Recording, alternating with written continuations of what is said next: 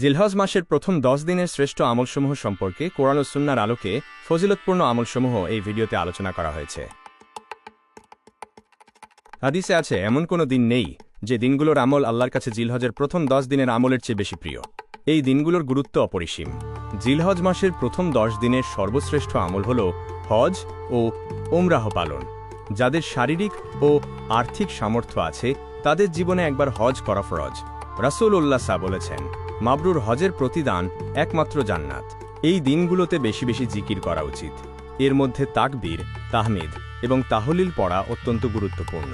চলতে ফিরতে, উঠতে বসতে এই জিকিরগুলো সওয়াব বহুগুণ বৃদ্ধি করে। 10 জিলহজ সামর্থ্যবানদের জন্য পশু কোরবানি করা ওয়াজিব। এটি হজরত ইব্রাহিম এর মহান ত্যাগের স্মৃতিবাহী আমল।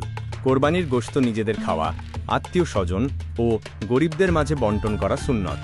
অতীতের সব গুনাহ থেকে আল্লাহর কাছে আন্তরিকভাবে ক্ষমা প্রার্থনা করা এই দিনগুলোর অন্যতম আমল। আল্লাহ তাআলা এই পবিত্র দিনগুলোতে তাঁর বান্দাদের বেশি বেশি ক্ষমা করেন।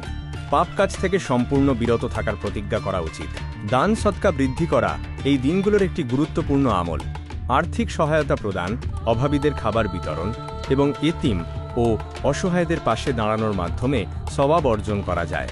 প্রতিদিন নিয়মিত কোরআন তিলাওয়াত করা এবং এর অর্থ বুঝে আমল করার চেষ্টা করা অত্যন্ত জরুরি। কোরআনের প্রতিটি হরফ তিলাওয়াতে 10টি নেকি রয়েছে, আর এই মর্যাদাপূর্ণ দিনগুলোতে সেই নেকির পরিমাণ বহুগুণে বৃদ্ধি পায়। রাতের শেষ ভাগে জেগে তাহাজ্জুদ নামাজ পড়া এবং আল্লাহর কাছে দোয়া করা উচিত। ফরজ নামাজের পাশাপাশি বেশি বেশি নফল নামাজ আদায় করা এবং উত্তম সদাচরণ করা আল্লাহর নৈকট্য লাভের অন্যতম মাধ্যম। এক নজরে শ্রেষ্ঠ আমলগুলো হল হজ ও উমরাহ পালন, রোজা রাখা, বিশেষ করে আরাফার দিনের রোজা, জিকির ও তিলাওয়াত এবং কোরবানি ও দান সদকা করা। আল্লাহ আমাদের আমল কবুল করুন এবং এই পবিত্র দিনগুলোর ফজিলত অর্জনের তৌফিক দান করুন। আমিন। জাযাকাল্লাহ খাইরান।